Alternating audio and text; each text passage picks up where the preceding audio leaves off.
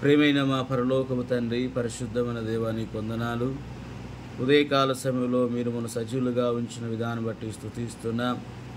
ఎడారి సెలయేర్ల ద్వారా ఏప్రిల్ 30 దినము నాడు మా అందరితో మీరు మాట్లాడమని, మీ స్వరం వినుట ద్వారా ఆదరించబడినట్లు, ధైర్యపరచబడినట్లు, విశ్వాసుల ముందు కొనసాగునట్లు కూడా ఏ బంధకాలు ఉన్నారో, ఏ యొక్క అక్కరతో ఉన్నారో పలు విధములుగా ప్రతి ఆత్మతో కూడా మీరు మాట్లాడి మహిమ పొందమని ప్రభువైన యేసుక్రీస్తు వారి నామం పేరిట ప్రార్థించి వేడుచున్నాము తండ్రి.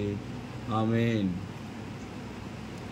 ఏప్రిల్ 30 ఎడారిలో సెలయేరు. అప్పుడు చూపునకు వికారమై చిక్కిపోయిన ఆవులు చూపునకు అందమై బలిసిన ఆవులను తినివేయుచుండెను. అప్పుడు నిండైన పుష్టిగల 7 వెన్నులను ఆ పీల వెన్నులను మృంగివేసెను. ఆదికాండం 41వ అధ్యాయం 4వ వచనం 7వ వచనం. ఆ కళను ఉన్నదున్నట్టుగా చూస్తే మనకు ఒక హెచ్చరిక కనిపిస్తుంది.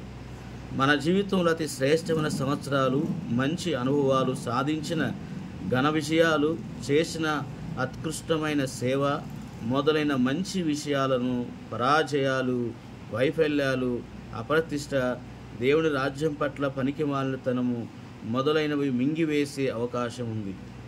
వాళ్ళ జీవితాల్లో ఘన విజయం సాధిస్తారని అందరూ ఎదురు చూస్తే వాళ్ళు ఊహించలేనంత అట్టడుగు దిగజారిపోయిన సందర్భాలు ఉన్నాయి.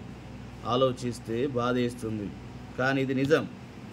ఒక భక్తుడు చెప్పాడు, ఇలాంటి విచారకర విషయం నుండి తప్పించుకోవాలంటే ఒకటే సాధనం, ప్రతిదినం ప్రతి గడియ దేవునితో ఒక వినూతమైన తాజా సంబంధాన్ని తిరిగి కల్పించుకోవడం.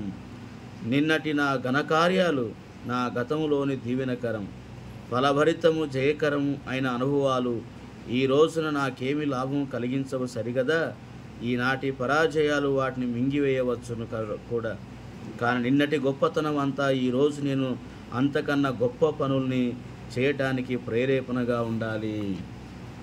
క్రీస్తుకు అంటుకట్టబడడం ద్వారానే నెలకొని ఈ వినూతమైన తాజా సంబంధం మాత్రమే నా జీవితం నుండి చిక్కిపోయిన ఆవుల్ని, పీల వెన్నుల్ని దూరంగా ఉంచగలదు.